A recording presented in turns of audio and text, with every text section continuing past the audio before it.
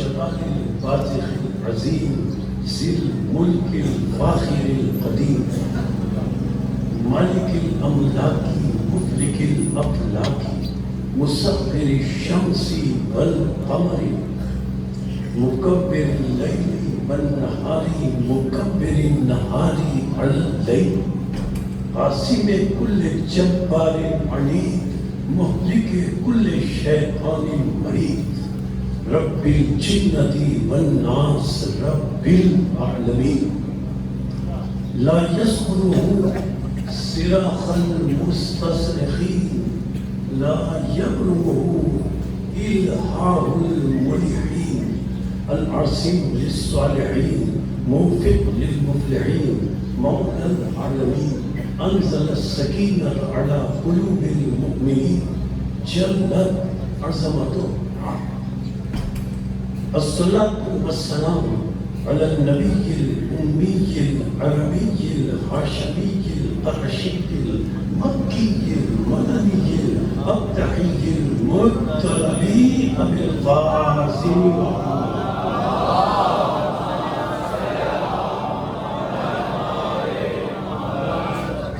الصلاة والسلام على البيت الطيبين الطاهرين المعصومين المظلومين المنتجبين المنتخبين المطهرين الذين أذهب الله عنهم الرجس وطهرهم تطهيرا.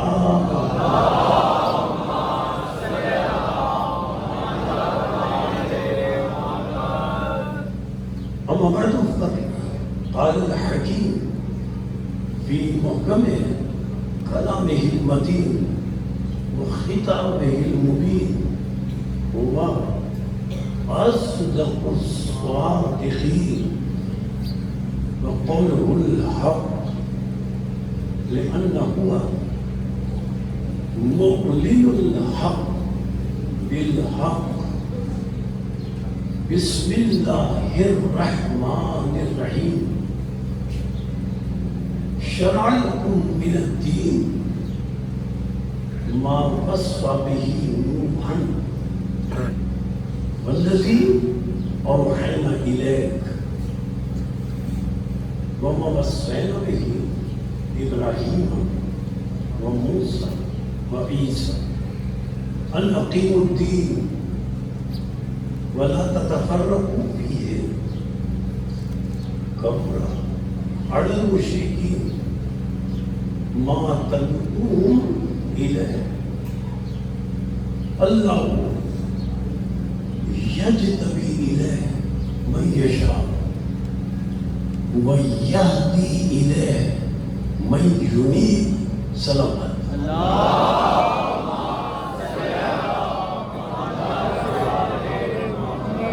قرآن مجید کا 42واں سورہ 13ویں آیت وافی ہدایت گفتگو کا موضوع شریعت اسلام اور مشیت الہیہ. اللہ نے 5 اولی العزم رسولوں کا اس آیت وافی ہدایہ میں تذکرہ فرمایا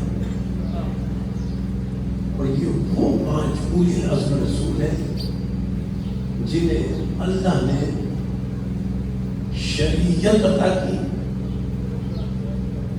لیکن حضرت نوح، حضرت ابراہیم، حضرت موسیٰ، حضرت عیسیٰ، ان کی شریعتیں وقتی محدود اور منسوخ تھی اور آخر میں خاتم النبیین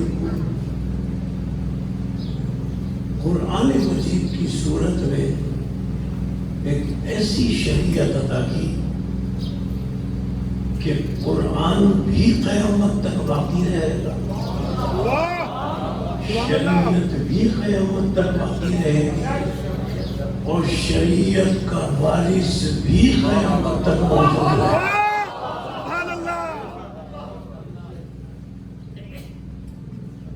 شریعت کی تبلیغ پر شریعت کی حفاظت کے لیے اللہ نے واضح طور پر ارشاد فرما دیا کہ کبر علی المشرکین ما تدعو الیہ، کہ اے رسول تم جو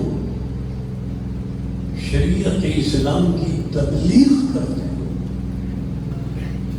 تمہاری یہ تبلیغ مشرکین کو بہت ناگوار گزرتی ہے،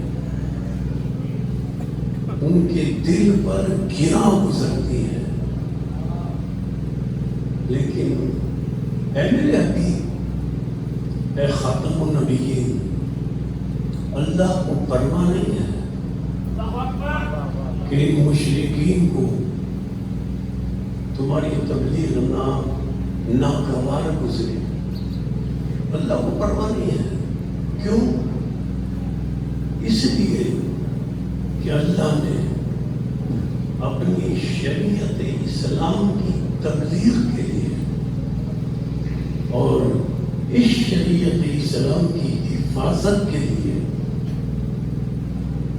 اللہ یجتبی الیہ من یشاء، اس شریعت کی تبلیغ اور اس شریعت کی حفاظت کے لیے اللہ جسے چاہتا ہے مجتبی بنا لیتا ہے، جسے چاہتا ہے مرتضی بنا لیتا ہے، اور جسے چاہتا ہے مصطفیٰ بنا لیتا ہے۔ منصب اللہ نے عطا کیے ہیں، چاہے مجتبی کا منصب ہو، چاہے مرتضی کا منصب ہو، چاہے مصطفیٰ کا منصب ہو، چاہے مبلغ شریعت کا منصب ہو، چاہے محافظ شریعت کا منصب ہو، منصب عطا کرنے والی ذات صرف اور صرف اللہ کی۔ سورہ نساء قرآن مجید کا چوتھا سورہ، اس بات کو ذہن میں رکھتے ہوئے آیتوں کے حوالے سے بات کو آگے بڑھاؤں۔ اللہ نے سورہ نساء میں ارشاد فرمایا، إِنْ يَكُنْ غَنِيًّا أَوْ فَقِيرًا فَاللَّهُ أَوْلَى بِهِمَا۔ لفظ اولا پر توجہ ہے۔ اولا کے معنی کیا ہے؟ لغت میں دیکھیے ہر جگہ اولا کے معنی کیا ملتے ہیں، میں اسے واضح ترجمہ کر رہا ہوں، اور ہر مفسر اور مترجم نے کسی مسئلہ کو یہی ترجمہ کیا۔ تو ترجمہ میں اس منزل پر آپ کی سماعتوں کے لیے پیش کر رہا ہوں۔ اللہ نے فرمایا چاہے کوئی دولت مند ہو، چاہے کوئی غریب ہو، يكن غنيا أو فقيرا فالله أولى بهما۔ اے لوگوں، چاہے کوئی غریب ہو، چاہے کوئی امیر ہو، اے انسانوں، اللہ تم سے زیادہ تمہاری جانوں کا مالک ہے۔ بے شک، سبحان اللہ۔ اولا کے معنی کیا؟ تم سے زیادہ تمہاری جانوں کا مالک ہے۔ اب یہی لفظ اولا سورہ احزاب قرآن مجید کا 33واں سورہ نساء میں تو اللہ نے فرمایا مطلق، مطلق یعنی کوئی قید نہیں، کوئی شرط نہیں۔ اے لوگوں، تمہاری جانوں کا تم سے زیادہ مطلق اللہ مالک ہے، ہر اعتبار سے، ہر ہر ایک کا، لیکن اب سورہ احزاب میں ایک قید لگائی، ارشاد فرمایا 33واں سورہ مطلق اپنے لیے فرمایا، اور یہ مشہور آیت میں فرمایا شرط لگا، ارشاد ہوا النبی اولا، وہاں اللہ نے کہا میں اولا، تم سے زیادہ تمہاری جانوں کا مالک میں اولا، میں اولا، یا رسول کے لیے فرمایا النبی اولا بالمؤمنین، وہاں اللہ نے شرط نہیں لگائی کہ سب کے لیے میں اولا، اور یہاں شرط لگائی النبی اولا بالمؤمنین من انفسہم، مومنین کی قید لگائی، شرط لگائی، اور فرمایا کہ خاتم النبیین مومنین کی جانوں کے ان سے زیادہ مالک ہیں،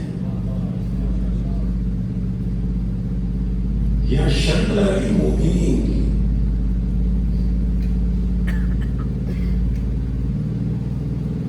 اس شرط کا مطلب کیا ہے؟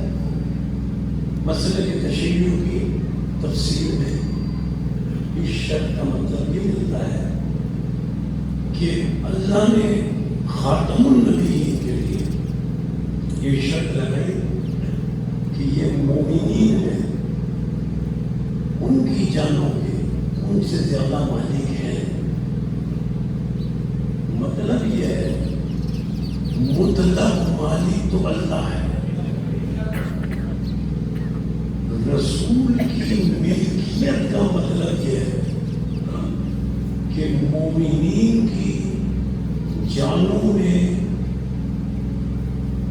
کچھ ملکیت رسول رکھتے ہیں، مکمل ملکیت رکھنے والا اللہ ہے۔ اللہ نے فرمایا مومنین کی جانوں میں کچھ ملکیت رسول رکھتے ہیں، اللہ اولا مطلب، رسول اولا مشروط، کچھ ملکیت رکھنے والے۔ اب رسول نے یہی لفظ غدیر میں استعمال کیا، کس سے خطاب کر کے؟ مومنین سے، جو حاجی بھی تھے نمازی بھی تھے،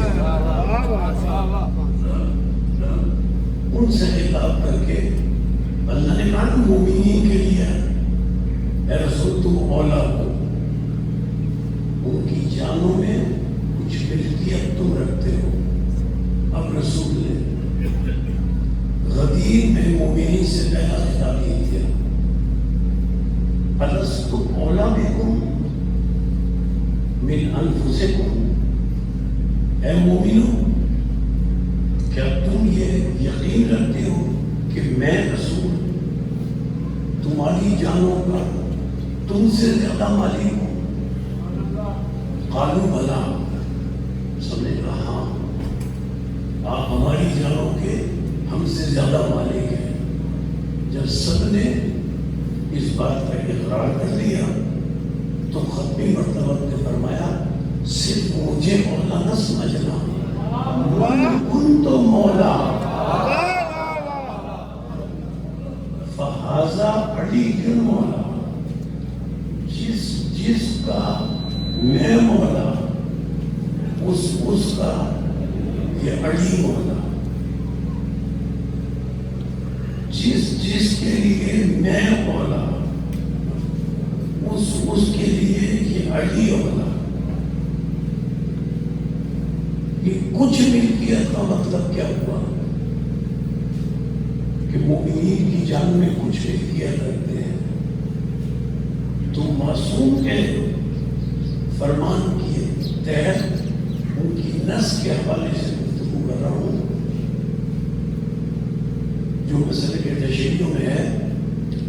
معصومین نے یہ فرمایا کہ رسول اور اہل بیت یہ جو مومنین کی جانوں پر کچھ ملکیت رکھتے ہیں، اس کا مطلب یہ ہے کہ جب حشر کا میدان ہوگا اور حشر کے میدان میں حساب کتاب ہوگا تو یہ رسول اور آل رسول مومنین جو ان سے محبت اور محبت رکھتے ہیں، سبحان اللہ، جو مومنین ان سے محبت اور محبت رکھتے ہیں، حشر کے میدان میں رسول اور آل رسول اللہ کی بارگاہ میں عرض کریں گے، یا اللہ ان مومنین کی محبت اور محبت کی وجہ سے ہم بھی ان کی جانوں میں ملکیت رکھتے ہیں، یا اللہ چونکہ ہم ان کی جانوں میں ملکیت رکھتے ہیں، اس لیے کہ ہم سے محبت کرتے ہیں، کہ ہم سے محبت کرتے ہیں، تو یا اللہ چونکہ ہم ملکیت رکھتے ہیں اس لیے ہم بس ان کی تجھ سے شفاعت کرتے ہیں۔ سبحان اللہ، واہ جی واہ،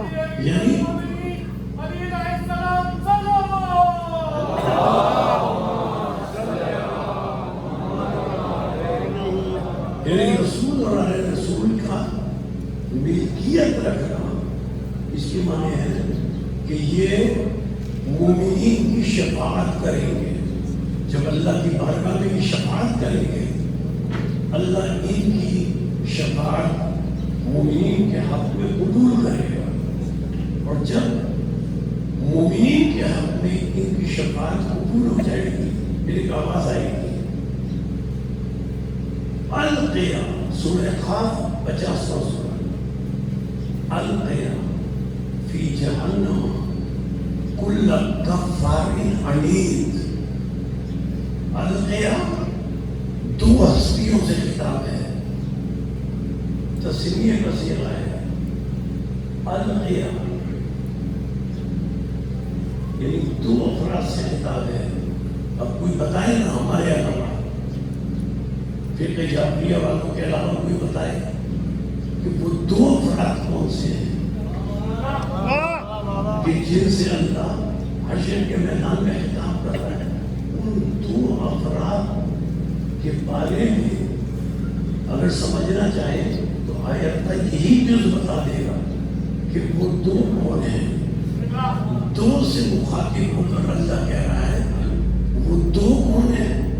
رسول سے اور علی سے مخاطب ہو کر اللہ فرما رہا ہے شفاعت میں نے تمہارے کہنے پر مومنوں کی کر دی، اب سنو، القیا فی جہنم کل کفار عنید، اے رسول اور اے علی اب تم ہر منکر کو اور ہر بغض رکھنے والے کو اٹھا کر جہنم میں پھینکو۔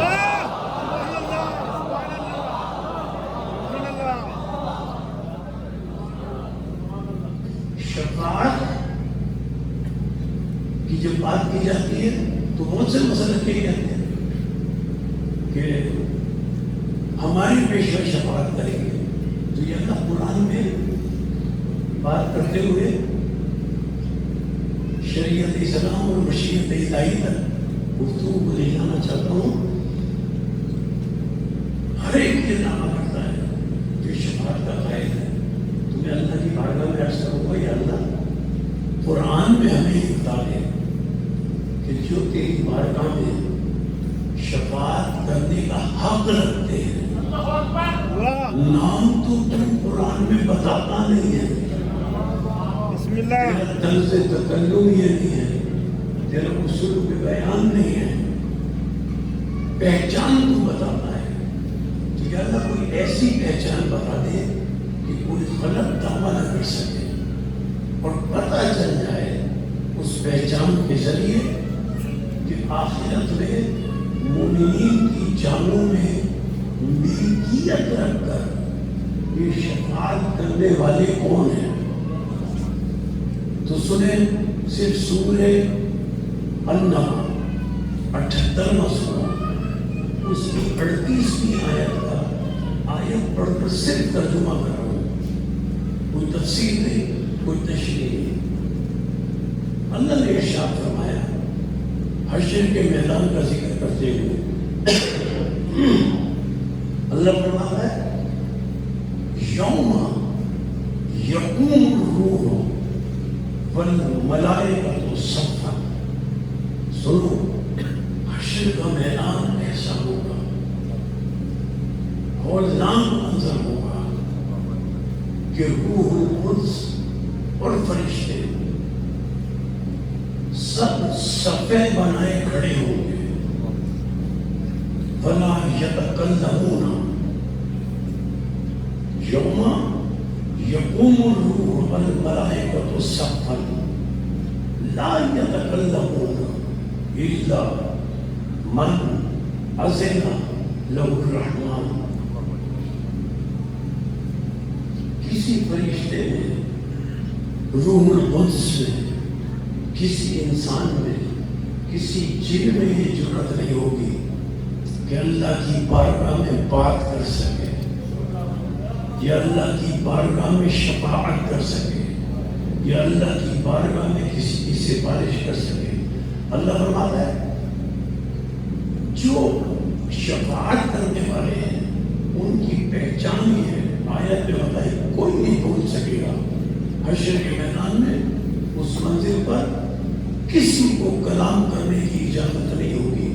اللہ فرماتا ہے صرف وہ بولے گا جس کے اندر یہ دو باتیں ہوں گی۔ پہلی بات کیا؟ لا یتکلمون الا من اذن له الرحمن وقال الصواب، صرف وہ بول سکے گا کہ جسے اللہ بولنے کا اذن دے چکا۔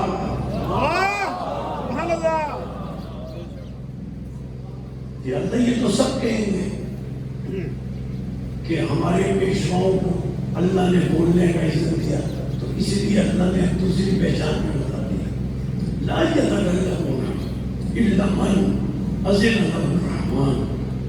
اللہ فرماتا ہے کسی میں ہمت اور جرأت نہیں ہوگی کہ وہ میری بارگاہ میں بول سکے الا سوائے ان کے من اذن له الرحمن، جنہیں اللہ اذن اور اجازت دے چکا۔ اور دوسری پہچان کیا ہے؟ آیت آگے بڑھی وقال صوابا، پہلی بات یہ کہ اللہ انہیں اذن اور اجازت دے چکا، اور دوسری بات یہ ہے، ان کی دوسری پہچان یہ ہے وقال صوابا کہ وہ جب بولے سچ بولے۔ اگر میں کوئی حدیث پیش کروں، کوئی روایت پیش کروں، تو کوئی اور بھی کوئی روایت پیش کر دے گا، تو آئیے قرآن سے پوچھیں یہ مومنین کی جان میں ملکیت رکھ کر ان کی شفاعت کرنے والے کون ہیں جن کی پہچان اللہ نے بتائی کہ جو جب بولے سچ بولے۔ جب ہم نے قرآن میں تلاش کیا تو سورہ آل عمران قرآن مجید کا تیسرا سورہ، اور معلوم ہے فمن حاجک فیہ من بعد ما جاءک من العلم فقل تعالوا ندعو ابناءنا وابناءکم ونساءنا ونساءکم وانفسنا وانفسکم ثم نبتہل فنجعل لعنت اللہ علی الکاذبین۔ اے رسول ان جھوٹے عیسائیوں کے مقابلے میں انہیں لے کر جاؤ جو جب بولے سچ بولے۔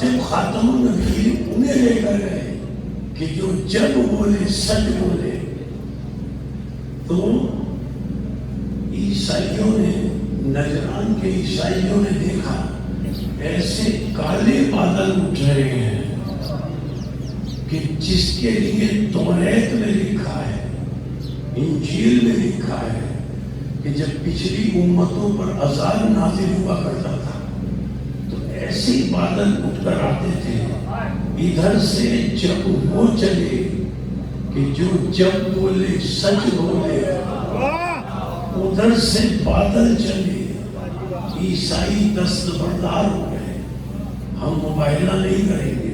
اب جملہ سماعتوں کے لیے پیش کر رہا ہوں، اللہ نے کیا فرمایا؟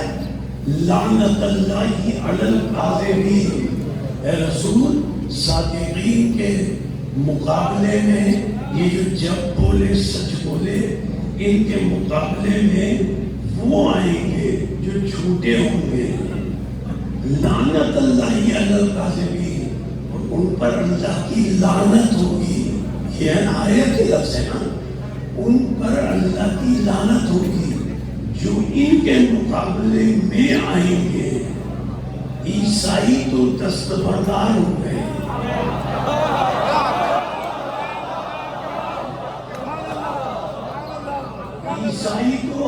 عیسائی تو دستبردار ہو گئے، ہم ان کے مقابلے میں نہیں جائیں گے، ورنہ اللہ ہم پر لعنت نازل کرے گا۔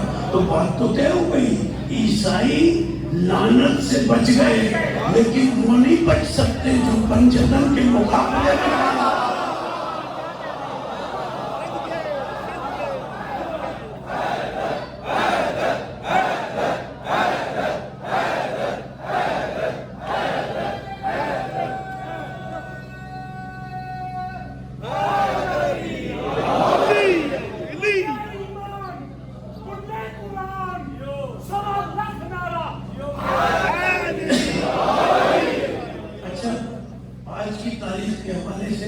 عجیب بات آپ کی سماعتوں کے لیے عرض کر رہا ہوں۔ 8 محرم کے حوالے سے آیت مباہلہ جب نازل ہوئی، عیسائی دستبردار میں چلے گئے۔ دوسرے دن حضرت علی مسجد نبوی میں نماز پڑھ رہے،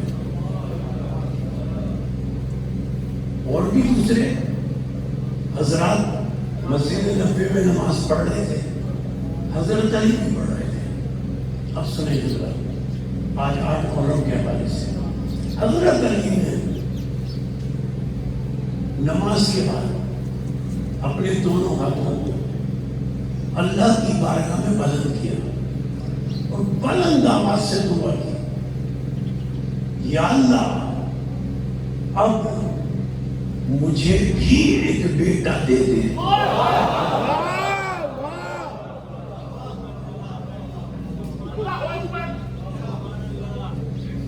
جب حضرت علی نماز و دعا سے فارغ ہوئے تو ایک شخص آیا علی کے پاس، مولا یہ آپ نے کیا دعا مانگی کہ یا اللہ مجھے بھی ایک بیٹا دے دے؟ تو آپ کے پاس تو امام حسن امام حسین علیہ السلام جیسے جوانان جنت کے سردار ہیں، وہ آپ کے بیٹے ہیں۔ علی نے فرمایا کل جو آیت مباہلہ نازل ہوئی تھی وہ تو نے نہیں سنی؟ اللہ نے بتایا یہ میرے بیٹے ہیں ہی نہیں، یہ تو رسول کے بیٹے ہیں۔ اللہ نے فرما دیا یہ رسالت کے بیٹے ہیں، جب رسول کے بیٹے ہیں تو اب میں کہہ رہا ہوں یا اللہ مجھے بھی ایک بیٹا دے، یا اللہ میں نبوت کا محافظ ہوں، مجھے وہ بیٹا دے جو امامت کا محافظ۔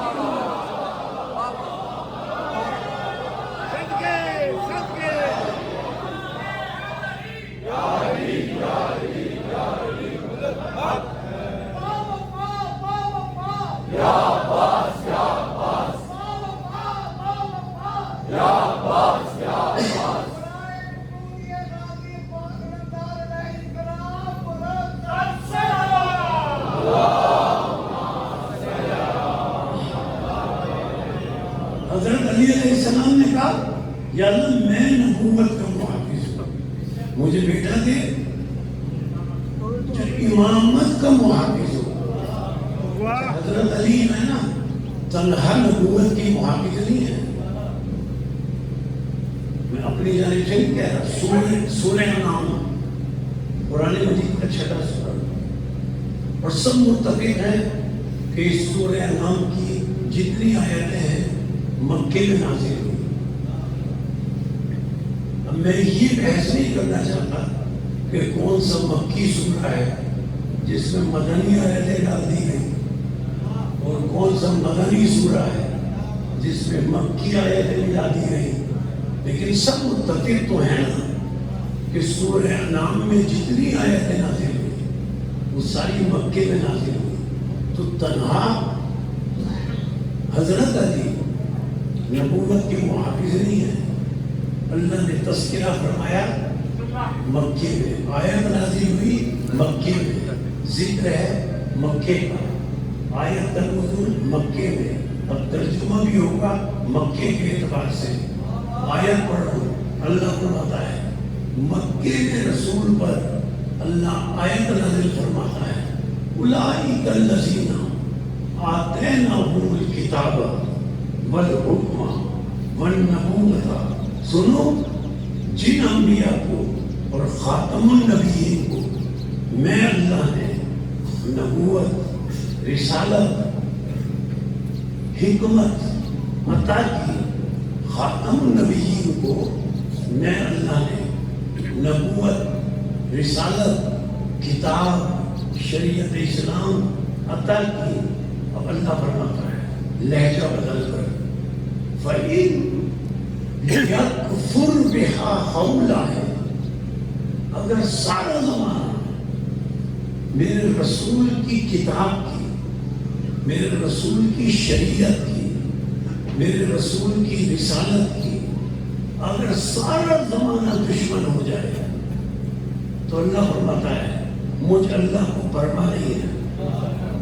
کہ اللہ تجھے پرواہ کیوں نہیں ہے؟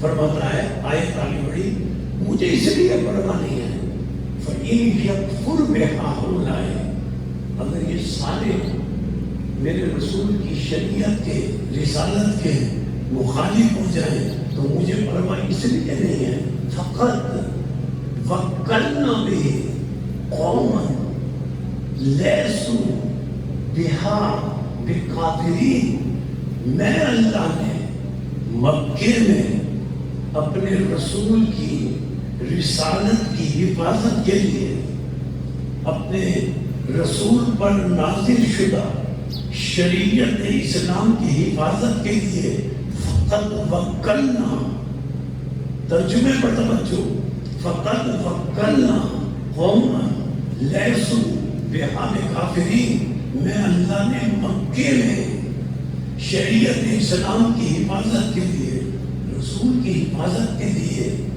کسی ایسے کو مقرر کر رکھا ہے، لیسوا بہا بکافرین، جو نہ کبھی کافر تھا نہ وہ کافر ہو سکتا ہے۔ تو مکے کے اس محافظ کا کوئی نام بتائے نا کہ مکے کا محافظ کون ہے جسے اللہ مکے میں شریعت اسلام کا محافظ قرار دیتے ہوئے اس کے ایمان کی گواہی دے رہا ہے۔ جو نہ کافر تھا نہ کافر ہو سکتا ہے، تمہارے کافر کہنے سے ابو طالب کافر نہیں بن جائیں گے۔ اللہ نے کہا وہ کافر تھا ہی نہیں، جب وہ کافر تھا نہیں تو ایمان وہ قبول کرتا ہے جو کبھی کافر رہا ہو۔ سبحان اللہ، سبحان اللہ۔ تو مکے کے محافظ اللہ نے سورہ انعام میں فرمایا حضرت ابو طالب ہے۔ حضرت ابو طالب علیہ السلام اللہ نے مکے میں رسالت کا، شریعت اسلام کا محافظ مقرر کر دیا۔ اچھا،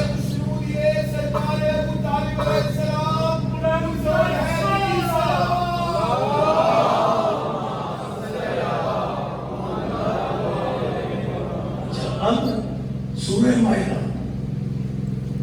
قرآن مجید کا 5واں سورہ، یہ سورہ رسول اکرم پر مدینے میں نازل ہوا. آیت کا آغاز ہو رہا ہے یا ایھا الذین آمنوا سے. جس آیت کا آغاز ہو یا ایھا الذین آمنوا سے آنکھیں بند کر کے کہتے ہیں یہ آیت مدینے میں نازل ہوئی. سبحان اللہ. اس لیے جو آیت مکے میں نازل ہوئی وہاں اللہ جب خطاب کرتا ہے تو اللہ فرماتا ہے یا ایھا الناس، اے لوگوں. مدینے میں جب خطاب کرتا ہے تو اللہ فرماتا ہے یا ایھا الذین آمنوا، اے ایمان والو. تو جس آیت کے شروع میں یا ایھا الذین آمنوا کو سمجھ لیں یہ مدینے میں نازل ہوئی. سورہ مائدہ 5واں سورہ اس کی آیت ہے. اللہ فرما رہا ہے یا ایھا الذین آمنوا. دیکھیں اس آیت کا بھی لہجہ وہی ہے جو سورہ انعام کی آیت کا ہے. اس آیت کے بھی تیور وہی ہے جو سورہ انعام کی آیت میں اللہ کے ہیں. اللہ نے اس میں ارشاد فرمایا یا ایھا الذین آمنوا من یرتد منکم عن دینہ. اے ایمان والو، مشرک سے بات نہیں کی جا رہی، کافر سے بات نہیں کی جا رہی.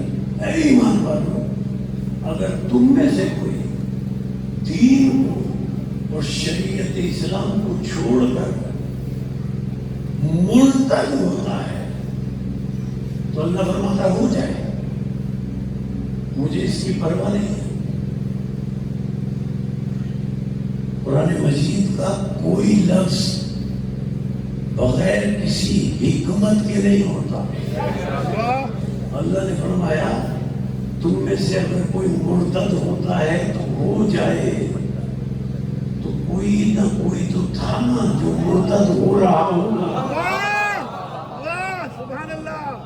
اس کو دیکھ کر اللہ نے کہا اگر تم میں سے یا ایھا الذین آمنوا من یرتد منکم عن دینہ، اگر تم میں سے کوئی مرتد ہوتا ہے تو ہو جائے.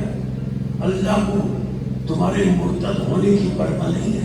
فسوف یأتی اللہ بقوم یحبهم ویحبونہ أذلة على المؤمنين عزة على الكافرين يجاهدون في سبيل الله ولا يخافون لومة لائم ذلك فضل الله يؤتيه من يشاء والله ذو الفضل العظیم. اللہ فرماتا ہے اگر تم میں سے کوئی مرتد ہوتا ہے تو ہو جائے. وہی لہجہ جو سورہ انعام میں اللہ کا تھا کہ مکے میں سے اگر کوئی شریعت اسلام کی طرف نہیں آتا نہ آئے، اللہ کو پرواہ نہیں ہے. وہی لہجہ وہی تیور یہاں پر تم میں سے اے ایمان والو اگر کوئی شریعت اسلام اور دین کو چھوڑتا ہے تو چھوڑ دے. اللہ کو پرواہ نہیں ہے. کیوں پرواہ نہیں ہے؟ اللہ نے فرمایا فسوف یأتی اللہ بقوم، اللہ نے مدینے میں ایسے کا انتظام کر رکھا ہے رسول کی شریعت اور رسالت کی حفاظت کے لیے. ایسے کا انتظام کر رکھا ہے. سوف یأتی اللہ بقوم، جس کی پہلی پہچان یہ ہے یحبہ ویحبہ اللہ. اس کی پہچان یہ ہے جسے میں اللہ نے مدینے کا رسالت اور شریعت کا محافظ مقرر کیا ہے. اس کی پہلی پہچان یہ ہے کہ وہ اللہ سے محبت کرتا ہے اور یک طرفہ محبت نہیں ہے، اللہ بھی اس سے محبت کرتا ہے. سبحان اللہ. اب جس میں یہ پہچان پائی جائے گی کہ وہ اللہ سے محبت کرتا ہو اور اللہ بھی اس سے محبت کرتا ہو، وہ معلوم مدینے میں رسول کی رسالت اور شریعت اسلام کا محافظ ہے.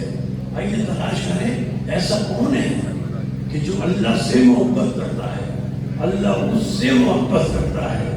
جب ہم نے تلاش کیا تو صحیح بخاری میں باب فضائل علی میں رسول کا یہ فرمان ملا خیبر کے 39ویں دن رسول نے ارشاد فرمایا لَأُوتِيَنَّ الرَّايَةَ غَدًا رَجُلًا كَرَّارًا غَيْرَ فَرَّارٍ يُحِبُّ اللَّهَ وَرَسُولَهُ وَيُحِبُّهُ اللَّهُ وَرَسُولُهُ رسول نے ارشاد فرمایا کل علم اس کو دوں گا جو رجل ہوگا، مرد ہوگا سارے مردوں میں رسول کہہ رہے ہیں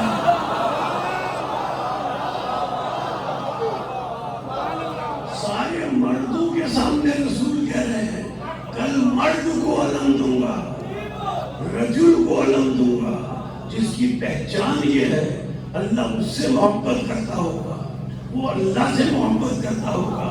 آیت میں پہچان یہ بتائی کہ شریعت اسلام کا مدینے میں محافظ ہوا ہے کہ جو اللہ سے محبت کرتا ہو، اللہ اس سے محبت کرتا ہو۔ اور رسول نے 39ویں دن اعلان کر کے 40ویں دن علم حضرت علی کو دیا۔ حالانکہ اس سے پہلے لوگ خیبر میں جاتے رہے تھے، علم لے کر جاتے تھے، علم لے کر واپس آ جاتے تھے۔ اب جب 39ویں دن رسول نے یہ کہا کہ کل میں علم دوں گا اسے جس سے اللہ محبت کرتا ہے اور وہ اللہ سے محبت کرتا ہے، وہ کرار بھی ہے، وہ غیر فرار بھی ہے، وہ رجل بھی ہے۔ جب رسول نے یہ کہا تو رسول کے ساتھی ساری رات سو نہیں سکے، ساری رات سو نہیں سکے، بے چین رہے کہ کل علم مل جائے، کل ہمیں علم مل جائے۔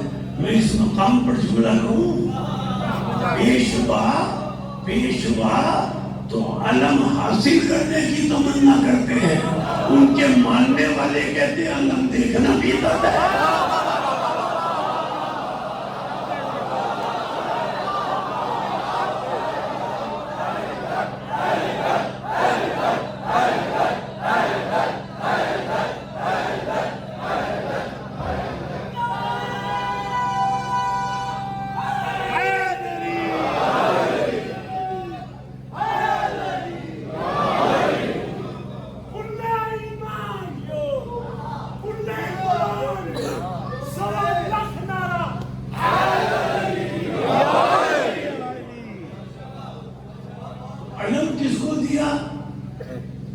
حضرت علی علیہ السلام کو علم دیا۔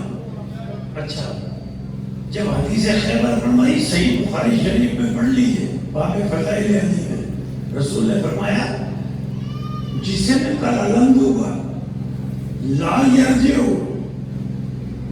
وہ میدان سے واپس نہیں پلٹے گا حتی یفتح اللہ علی یدیہ، جب تک اس کے ہاتھوں پر اللہ اسے فتح نہ عطا کر دے وہ واپس نہیں پلٹے گا۔ عجیب مرحلہ ذکر کا ہے۔ علی کو علم دیا، علی نے 2 قدم آگے بڑھائے، علی نے 2 قدم آگے بڑھائے، اور 2 قدم آگے بڑھانے کے بعد اب علی کی پشت رسول کی طرف ہے، چہرہ سامنے ہے۔ قرآن نے کہا ہے کہ رسول کی طرف پشت نہ کرو، رسول کی طرف پشت نہ کرو، لیکن علی نے 2 قدم آگے بڑھائے۔ یاد آیا علی کو، چہرہ میدان کی طرف ہے علی کا، پشت رسول کی طرف ہے۔ کہتے ہیں یا رسول اللہ، چہرہ میدان کی طرف، پشت رسول کی طرف۔ علی کہتے ہیں یا رسول اللہ کب تک لڑوں؟ رسول نے جواب میں فرمایا حتی یفتح اللہ علی یدیہ، جب تک اللہ تیرے ہاتھوں پر فتح نہ دے دے۔ جو ساتھی رسول کی تھے نا اعتراض کرنے لگے کہ پشت آپ کی طرف کر کے علی بات کر رہے ہیں۔ رسول سے کہا یا رسول اللہ آپ کی طرف پشت کر کے بات کر رہے ہیں حضرت علی، انہیں اپنا چہرہ کی طرف کر کے بات کرنا چاہیے تھا۔ رسول نے کہا مجھ سے نہ پوچھو، علی سے پوچھو۔ اب جب انہوں نے علی سے پوچھا جانے سے قبل آپ نے رسول کی طرف پشت کر کے بات کیوں کی، تو علی نے فرمایا تم نے کل نہیں سنا تھا کہ رسول نے فرمایا تھا لا ترجعوا حتی یفتح اللہ علی یدیہ، یہ واپس نہیں پلٹے گا جب تک پتہ نہ مل جائے۔ اگر یہ میری طرف چہرہ کر لیتا، اگر علی کہتے میں رسول کی طرف چہرہ کر لیتا تو رسالت کے فرمان کی تکذیب ہو جاتا۔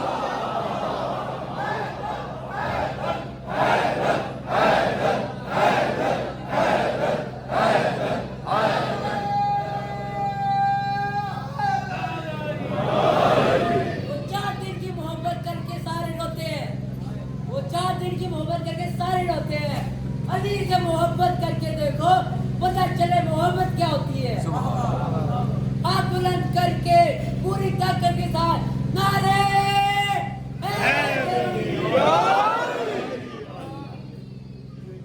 کیوں مقروض ہے زمانہ حسین کا؟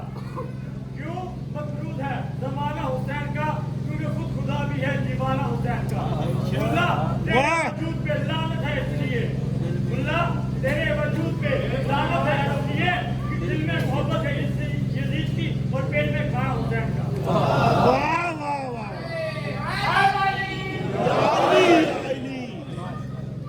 تو یہ بات صحیح بخاری میں طے ہو گئی کہ اللہ نے ارشاد فرمایا مدینے میں رسالت اور شریعت اسلام کا محافظ وہ ہے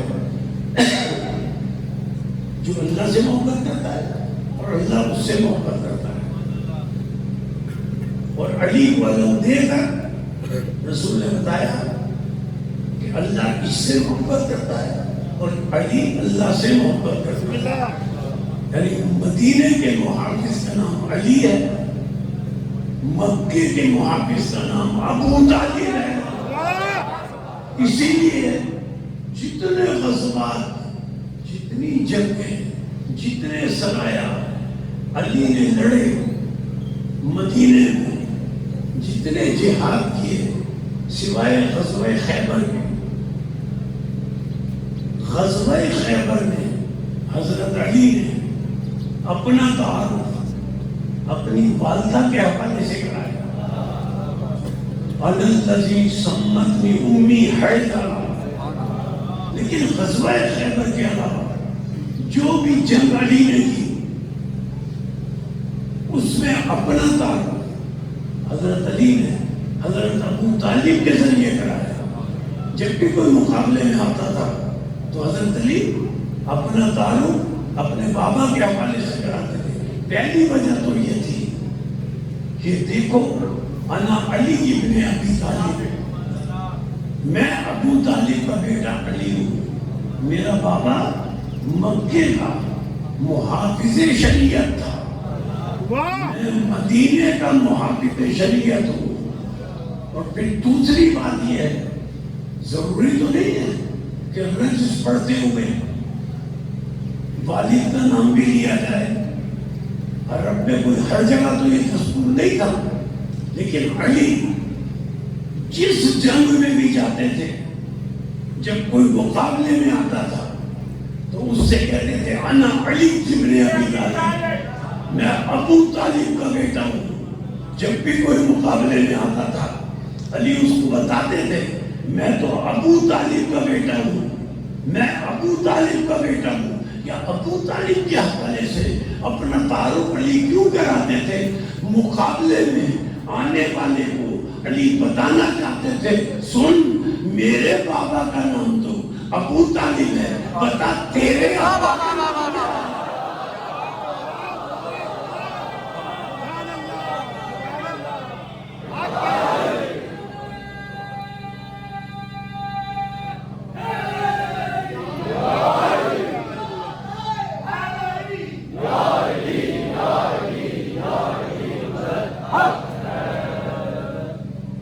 مکے کے محافظ شریعت کا نام حضرت ابو طالب، مدینے میں شریعت کے اور نبوت کے محافظ کا نام علی ابن ابی طالب اور امامت کے محافظ کا نام حضرت عباس. بہت سے لوگ یہ کہتے ہیں، اکثر شیعہ حضرات بھی یہ کہتے ہیں کہ اللہ نے بس ایک علی پیدا کیا. نہیں عزیزان محترم، کیا شان ہے حضرت ام البنین سلام اللہ علیہا کی، کیا شان ہے ام البنین سلام اللہ علیہا کی، جنہوں نے علی کی موجودگی میں کائنات کو دوسرا علی دے دیا.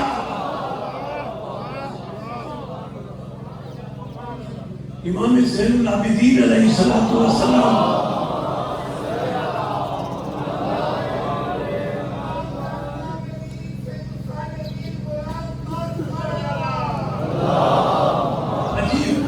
عجیب فرمان ہے چوتھے امام کا عجیب فرمان ہے. امام فرماتے ہیں کہ اگر 13واں امام ہوتا تو میرا چچا عباس ہوتا.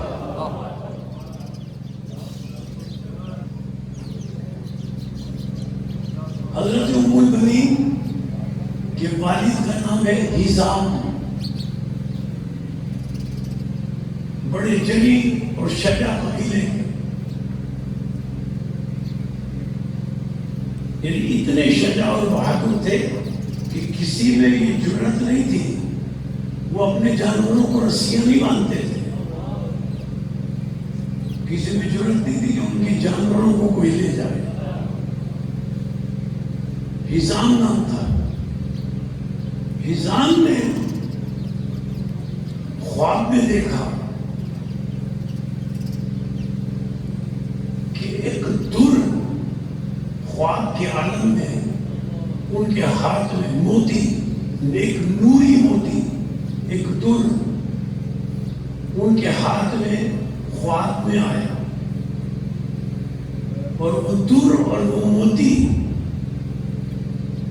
ایسا تھا کہ اس کی روشنی اور نور زمین سے آسمان تک نظر آ رہا تھا. اسی خواب کے عالم میں حزام کے پاس ایک جلیل القدر خواب ہی میں بزرگ ہستی آئی، اور حزام کہتے ہیں میں نے خوابی میں ان سے پوچھا کہ یہ جو در، نوری در میرے ہاتھ میں ہے، اس کی قیمت کا آپ کو اندازہ ہے؟ تو جلیل قدر بزرگ نے کہا قیمت کا تو اندازہ نہیں ہے، لیکن یہ در تم کسی جلیل القدر ہستی کے حوالے کرنا. اگر تم اس جلیل القدر ہستی کے حوالے کرو گے تو اس سے ایک ایسا بیٹا پیدا ہوگا جو پوری کائنات کے لیے باعث فخر ہوگا. بس اس خواب کے بعد حضرت ام البنین دنیا میں آئی.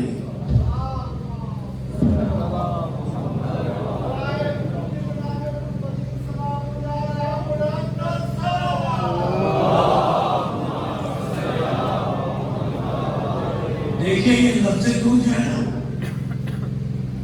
جس نوری دور کا تذکرہ ہے، یہ تاریخ میں صرف اور صرف اس کا ذکر 3 ہستیوں کے ساتھ ملتا ہے. ایک تو خاتم النبیین کے ساتھ در کا لفظ ملتا ہے، ایک حضرت علی کے ساتھ در کا لفظ ملتا ہے. امام حسن علیہ السلام فرماتے ہیں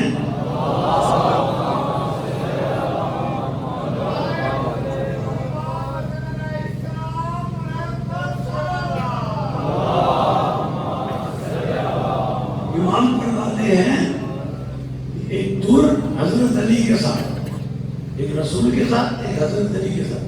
امام حسن فرماتے نے کعبے کے صدف کو شکافتہ کر کے جو درے ولایت نکلا وہی تو میرے بابا جی ہیں. اور تیسرا لفظ در حضرت ام البنین سلام اللہ علیہا کے ساتھ.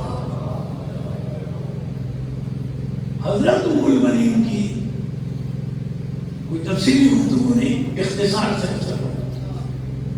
ابھی شادی نہیں ہوئی تھی. میں یہ عرض کرنا چاہتا ہوں کہ آج 8 محرم کے حوالے سے کہ حضرت عباس علیہ السلام کو قمر بنی ہاشم کیوں کہتے ہیں. ابھی حضرت ام البنین سلام اللہ علیہا کی شادی نہیں ہوئی تھی. حضرت ام البنین نے خواب میں دیکھا کہ آسمان سے ایک چاند اور 3 ستارے ان کی گود میں آ گئے. جب تزویج حضرت علی سے ہوئی تب اس خواب کی تعبیر حضرت ام البنین نے علی سے پوچھی.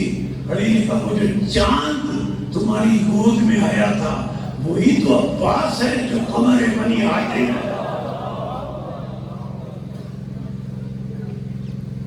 حضرت عقیل گئے تھے نا رشتہ لے کر. حضرت عقیل ابن ابی طالب حزام کے بعد تو حزام نے رشتہ فوراً قبول کر کے اپنے لیے بھائی سے شرف قرار دے کے. پتہ ہے جملے کیا کہتے ہیں؟ عقیل ذرا ٹھہر جاؤ, میں 2 رکعت نمازی شکرانہ ادا کرے گا.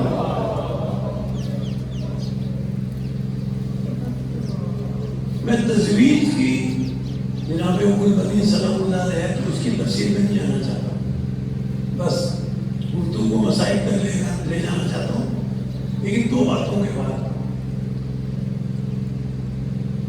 حضرت ام البنین کے ہاں تزویج کی بات حضرت عباس آئے. اب سنیے گا, عجیب برقع ہے فکر کا.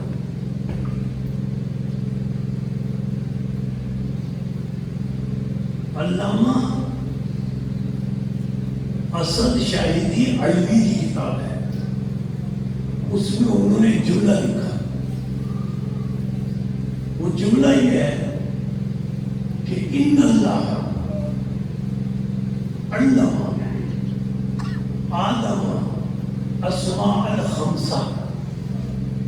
اللہ نے حضرت آدم کو 5 نام سکھائے. وعلم ام البنین عباس اسما واحدا. اور حضرت ام البنین نے حضرت عباس کو صرف ایک نام سکھایا. جب حضرت عباس پیدا ہوئے تب سے حضرت ام البنین نے ایک نام سکھاتی رہی, صرف ایک نام.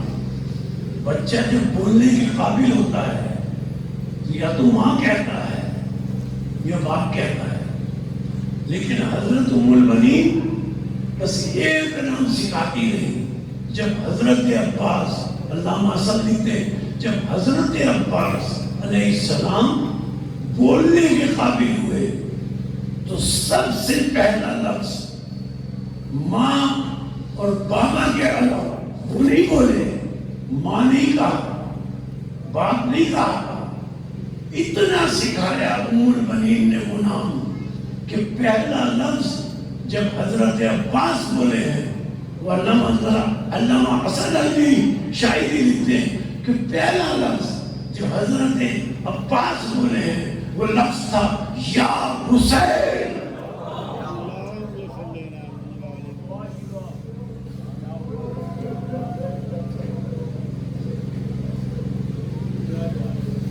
حضرت ام البنین سلام اللہ علیہا اپنے 4 بیٹوں سے کہتے ہیں تم کنیز کی اولاد ہو.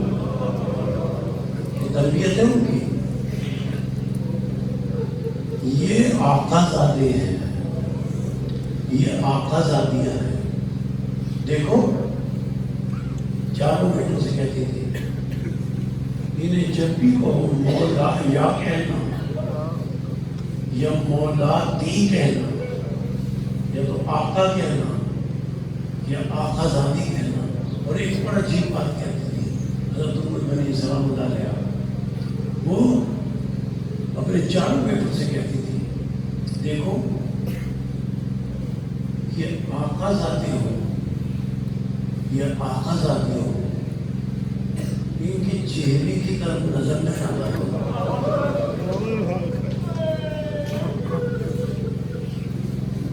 ان کے چہرے کی طرف نظر نہ ڈالا کرو. دو موقع ایسے ملتے ہیں کہ حضرت عباس علیہ السلام نے ایک موقع پر جناب زینب سلام اللہ علیہا کے چہرے پر نظر ڈالی اور ایک موقع پر امام حسین علیہ السلام کے چہرے پر نظر ڈالی. یہ دو موقع نظر آتے ہیں تاریخ میں. ایک موقع تھا حضرت عباس 11 سال کے تھے، حضرت ام المؤمنین بھی بیٹھی ہوئی تھی، جناب زینب سلام اللہ علیہا آئی، حضرت عباس کی نظریں جھکی رہی تھی، ماں کی تربیت تھی. جناب زینب سلام اللہ علیہا آئی اور آ کر کہا بھیا عباس ذرا چہرہ اٹھا کر مجھے دیکھو. عباس کی وفا تو ہمارا سلام ہو، حضرت عباس کی وفا کو ہمارا سلام ہے. جناب زینب سلام اللہ علیہا کہتی ہے عباس بھیا چہرہ اٹھا کر ذرا میری طرف دیکھو.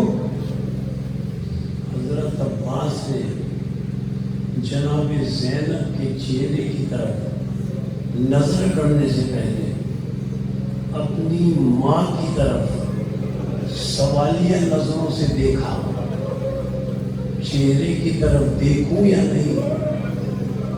حضرت ام المؤمنین سلام اللہ علیہ نے کہا بیٹے عباس آقا زادی نے حکم دیا ہے.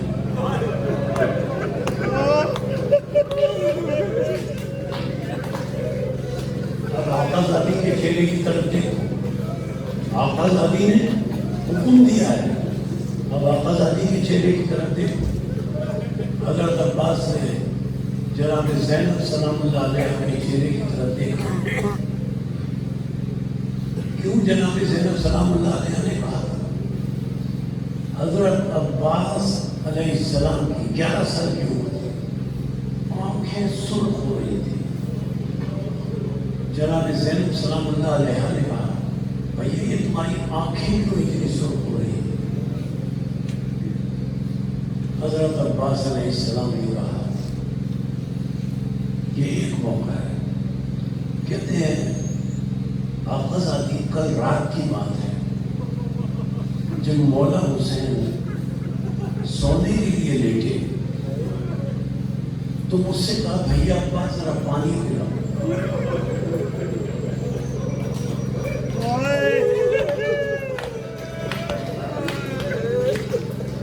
بھیا عباس ہمیں پانی پلاؤ. حضرت عباس کہتے ہیں آقا زادی زینب سے جناب زینب سلام اللہ علیہ جیسے میں اٹھا کہ مولا حسین کے لیے پانی لاؤں، مولا حسین نے کہا عباس ابھی تو جا رہا ہوں پانی لینے، لیکن عباس ایک وقت ایسا آئے گا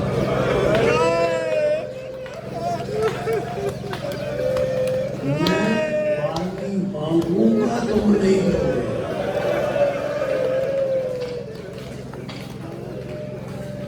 ایک وقت ایسا آئے گا. حضرت عباس کہتے ہیں جناب زینب سلام اللہ علیہ سے جب مجھ سے یہ جملہ کہہ دیا مولا حسین نے، میں پانی لینے گیا. جب میں پانی لے کر واپس آیا مولا حسین سو چکے تھے. اب چونکہ مولا حسین مجھ سے کہہ چکے تھے کہ میں پانی مانگوں گا تو تم نہیں دو گے، تو آقا ذاتی میں مولا حسین کے سرانے ساری رات پانی لے کر کھڑا، پتہ نہیں کب میرے مولا حسین کی آنکھ کھل جائے اور پتہ نہیں وہ کب مجھ سے پانی مانگے۔ جناب زینب سلام اللہ علیہ بلند آواز سے چیخ کر روئی اور رو کر کہا بھیا عباس، یہ بھائی حسین نے کل رات کے لیے نہیں کہا تھا، یہ کربلا کے لیے کہا۔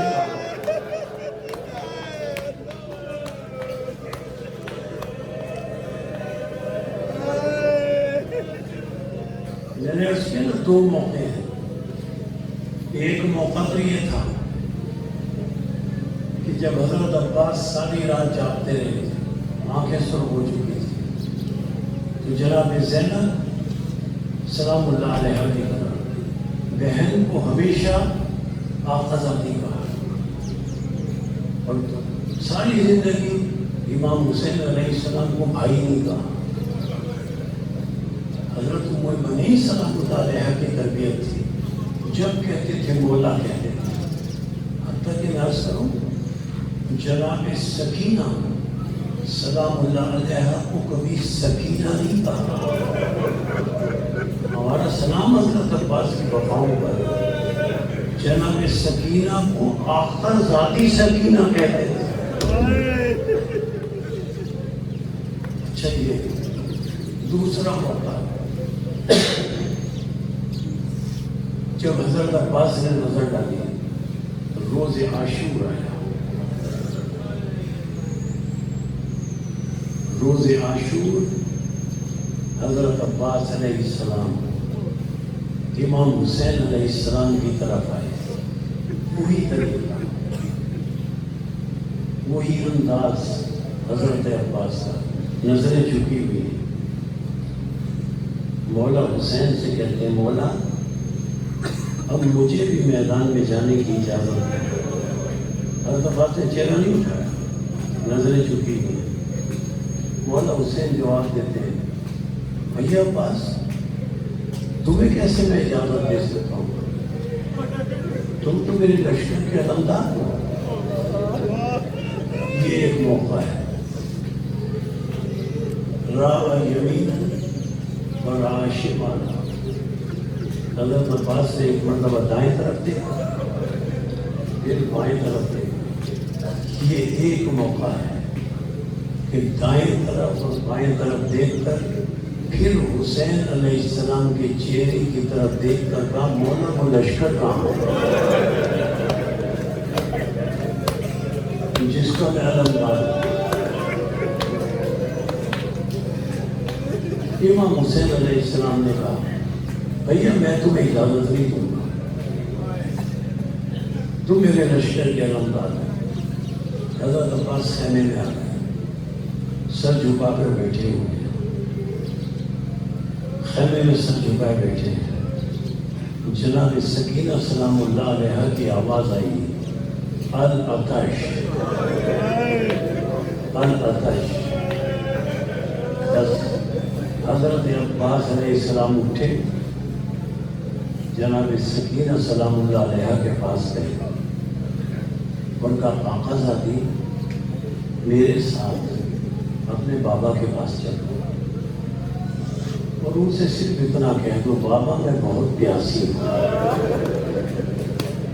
جناب سکینہ سلام اللہ علیہ کو لے کر حضرت عباس علیہ السلام مولا حسین کے پاس پہنچے۔ اب آپ سمجھ گئے نا میں کیا جملے آپ کے آنسوؤں کی نظر کرنا چاہتا ہوں۔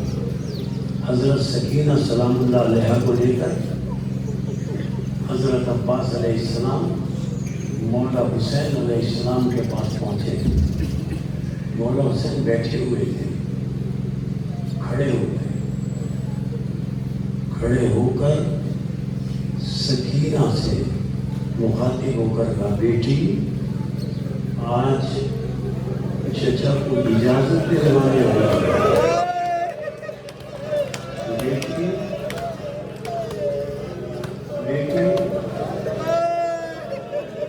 آج چچا کو اجازت دلوانے آئی ہے. سمجھ گئے نا تم؟ میں تو صرف دوہرا رہا ہوں آپ کے لیے کیا جو لے گئے مولا حسین علیہ السلام نے. بیٹی آج چچا کو اجازت دلوانے آئی ہے. کل جب منہ پر تماچے پڑے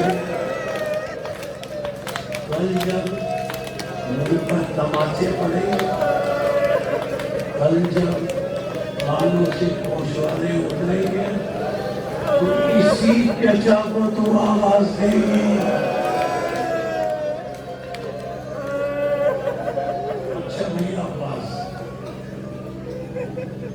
اچھا بھیا عباس مولا حسین کہتے ہیں اچھا میں تمہیں جنگ کرنے کی اجازت نہیں دیتا. ہاں سکینہ کے لیے پانی لانے کی کوئی سبیل لیکن بھیا عباس میدان میں جانے سے پہلے اپنی بہن زینب سے ملتے ہیں. امام کے حکم کے تحت حضرت عباس علیہ السلام سر جھکائے ہوئے جناب زینب سلام اللہ علیہ کے خیمے میں آئے. آقا زادی مولا حسین نے اجازت دے دی ہے. اب آپ سے اجازت لینے آیا ہوں کہ آقا زادی سکینہ کے لیے پانی لانے کی کوئی سبیل کرو. جناب زینب سلام اللہ علیہ فرماتی ہیں بھیا بات چلے جانا بس ایک حدیث سن لو. مجھے اپنے بابا کا بھیا عباس مجھے اپنے بابا کا ایک فرمان یاد آ رہا ہے بس وہ سن لو چلے جانا. ذرا بیٹھ جاؤ. حضرت عباس بیٹھ گئے اور جناب زینب سلام اللہ علیہ کہتی ہے بھیا عباس میں 2 یا 2.5 سال کی تھی. اپنے بابا علی کے زانوں پہ بیٹھی تھی. میرے بازو سے ریدا ہٹ گئی.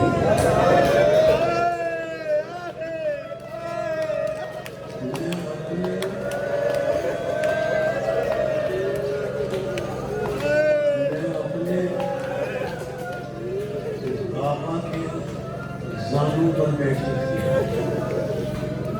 2 یا 2.5 سال کی تھی. وہی عباس میرے بازو سے چادر ہٹ گئی. میرے بابا نے میرے بازو کو پیار کرنا شروع کر دیا.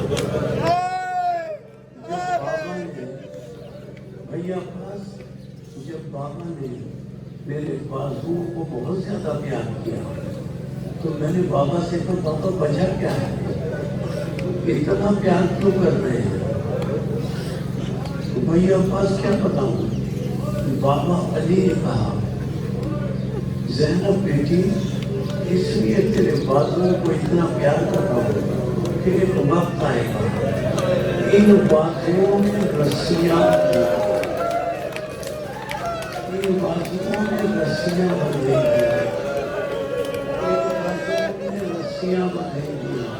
اب جناب زینب سلام اللہ علیہ کہتی ہیں بھیا عباس میری یہ عمر ہو گئی جب بھی بابا کا یہ فرمان مجھے یاد آتا تھا میری سمجھ میں نہیں آتا تھا. بابا کا یہ فرمان میری سمجھ میں نہیں آتا تھا. میں سوچتی تھی کہ جس بہن کے 18 بھائی ہو اور جس بہن کا عباس جیسا بھائی ہوگا اس میں ہمت ہے کہ عباس کی بہن کے ہاتھوں میں رسیاں باندھ سکے. بھیا عباس آج بابا کا فرمان سمجھ میں آ گیا. اب میرے ہاتھوں میں بازوں میں اب رسیاں بندھیں گی. بھیا عباس جاؤ. حضرت عباس گئے. امام حسین علیہ السلام حضرت علی اکبر سے کہتے ہیں ادھر عباس گھوڑے پر بیٹھے, ادھر حسین نے اپنی کمر کو پکڑا. ان کا سارا تھا کہ عباس میری کمر ٹوٹ گئی, میری کمر ٹوٹ گئی. یہ کہہ کر حسین زمین پر بیٹھے, عباس گھوڑے پر بیٹھے, حسین زمین پر بیٹھے. بیٹا علی اکبر, حسین کہتے ہیں بیٹا علی اکبر ذرا کھڑے ہو جاؤ, کھڑے ہو کر دیکھتے رہو, میرے بھائی کی جنگ مجھے بتاتے رہو. علی اکبر کہتے ہیں بابا بابا چچا لڑتے جا رہے ہیں, علم بلند ہوتا جا رہا ہے. چچا کا علم بابا اب ایسا لگتا ہے کہ نہر فرات میں پہنچ گیا ہے. اب ایسا لگتا ہے نہر فرات میں پہنچ گیا ہے, اس لیے کہ علم اور بلند ہوا ہے. بابا اب ایسا لگ رہا ہے کہ علم تیزی سے خیمے کی طرف آ رہا ہے, علم تیزی سے خیمے کی طرف آ رہا ہے. ادھر ایک مرتبہ یہ جملہ کہنے کے بعد چیخ کر بلند آواز سے علی اکبر روئے. رک کر کہا بابا یہ کیا ہوا, بابا یہ کیا ہوا. علم نے دائیں سے بائیں کر بڑھتے دی, علم نے دائیں سے بائیں کر بڑھتے دی. بابا یہ کیا ہوا. علم دائیں طرف لیا, علم بائیں طرف آ گیا. حسین نے کہا میرے بھائی کی بازو کی خیر, میرے بھائی کی بازو کی خیر. اب حضرت علی اکبر نے کہا, علی اکبر نے کہا بابا اب علم نظر نہیں آ رہا, اب علم نظر نہیں آ رہا. ادھر حضرت عباس نے مشق سکینہ کو نہر فرات سے بھر کر علم کو لے کر گھوڑے پر سوار ہو کر خیمے کی طرف بڑھ رہے ہیں. ایک ظالم آگے بڑھا, چاروں طرف سے گھیر دیا اشکیاں. ایک ظالم آگے بڑھا, حضرت عباس کا دایاں بازو کٹ کر زمین پر گرا. حضرت عباس نے علم کو بائیں ہاتھ میں لے لیا. ظالم نے ایک وار کیا, بایاں بازو عباس کا کٹ کر زمین پر گرا. لیکن ہمارا سلام حضرت عباس کی وفا پر. علم گر گیا, سکینہ کا پانی کا مشکیزہ عباس نے زمین پر نہ گرنے دیا. ہمارا سلام حضرت عباس کی وفا پر. سکینہ کے پانی کی مشکیزے کو جس میں پانی بھر کر نہر فرات سے عباس لے کر آئے تھے تاکہ خیمے میں پہنچ جائے, اس مشک سکینہ کے تسمے کو اپنے دانتوں سے تھاما, اور دانتوں سے تھامے ہاتھ گر چکے ہیں زمین پر, خیمے کی طرف بڑھتے جا رہے ہیں.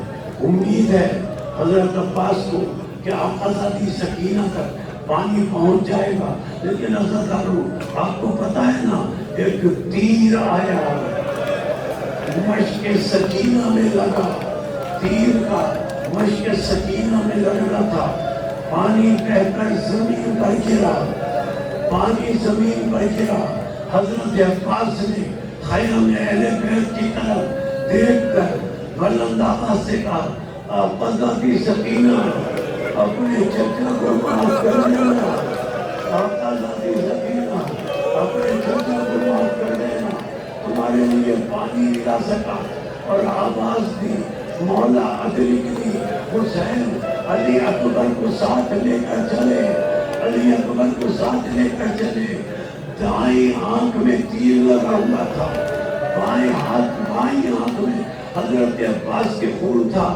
حضرت امام حسین علیہ السلام نے کہا بھیا عباس ویسے تو میں بھی تمہارے پاس آنے والا ہوں, لیکن دنیا کی دستور ہے کہ دنیا سے جانے والے کی سے پوچھا جاتا ہے کہ وصیت کیا ہے. بھیا ویسے تو میں بھی تمہارے پاس آنے والا ہوں, لیکن بتاؤ وصیت کیا ہے. پہلی وصیت حضرت عباس نے کی، مولا میری لاش کو خیمے میں نہ لے جانا، میری لاش کو خیمے میں نہ لے جانا، میری لاش کو خیمے میں نہ لے جانا۔ آقا ذاتی کو چہرہ دکھاتے ہوئے مجھے شرم محسوس ہو رہی ہے، اور مولا جب پیدا ہوا تھا تو پہلے آپ کی زیادت کی تھی، اب ایک آنکھ میں تیر ہے، ایک میں خون ہے، کہا مولا اگر میرے ہاتھ ہوتے میں آپ کو تکلیف بنا دیتا۔ حسین نے آقا کے دامن سے آنکھوں کے خون کو صاف کیا۔ بس آج کی گفتگو کے اختتامی جملے، حضرت عباس نے حسین کی زیارت کی۔ ایک مرتبہ حسین نے حضرت عباس کا زانو اپنے حضرت عباس کا سر اپنے زانو پر رکھا۔ جب گھوڑے سے گرے تھے نا، میں نے جبرائیل سے کہہ دیا کہ حضرت عباس جب گھوڑے سے گرے آواز دی مولا آگے گری، جب میں نے کہہ دیا تھا اور آپ نے سن لیا تھا، ازاداروں وہ بھی تو جبرائیل کر دوں۔ ایک ذاکرہ کی خواب میں جناب سیدہ آئی تھی، اور جناب سیدہ نے آگے کہا تھا تو میرے بیٹے عباس کے مسائل بہت اچھے پڑھتی ہے، لیکن انہوں نے آج تک یہ نہیں بتایا کہ جس کے پاس نہ ہو وہ گھوڑے سے کیسے گرتا ہے، جس کے پاس نہ ہو وہ گھوڑے سے کیسے گرتا ہے۔ بس عباس آگے جملے، عباس کا سر حسین کے زانو پر ہے، عباس کا سر حسین کے زانو پر ہے۔ عباس سے اپنا سر حسین کے زانو سے ہٹا کر زمین پر گرا لیا۔